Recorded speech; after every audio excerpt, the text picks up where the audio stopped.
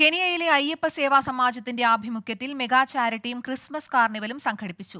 നൈറോബിയിൽ നടന്ന ചടങ്ങിൽ കെനിയയിലെ Indian high commission officer Sudheesh Kulasari മുഖ്യാതിഥിയായിരുന്നു. കെനിയയിൽ നിന്ന് 24 പ്രതിനിധി തയ്യാറാക്കിയ റിപ്പോർട്ടിലേക്ക്.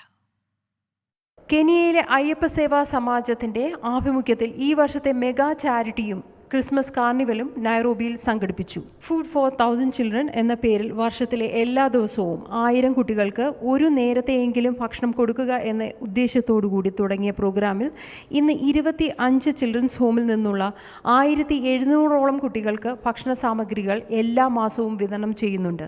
കൂടാതെ സാമ്പത്തിക ബുദ്ധിമുട്ടുള്ളവർക്ക് വൈദ്യസഹായവും വിദ്യാഭ്യാസ സഹായവും നടന്നുവരുന്നു.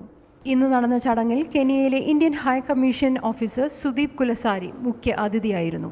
വിവിധ ഓർഫനേജിൽ നിന്നുള്ള 1000-ൽ പരം കുട്ടികൾ പങ്കെടുത്ത പരിപാടിയിൽ വിവിധ ഇനം കലാപരിപാടികളും കളികളും മറ്റും സംഘടിപ്പിച്ചിരുന്നു.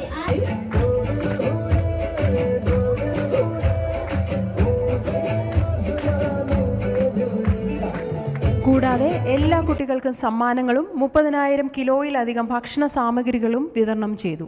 അയ്യപ്പ സേവാ സമാജം ചെയർമാൻ പ്രവീൺ നായരും സമാജം ട്രസ്റ്റിമാരും മാനേജിംഗ് കമ്മിറ്റി മെമ്പർമാരും നേതൃത്വം നൽകിയ മെഗാ ചാരിറ്റി പ്രോഗ്രാം വൈകിട്ടോടെ സമാപിച്ചു. ഷെറി, 24 കെനിയ.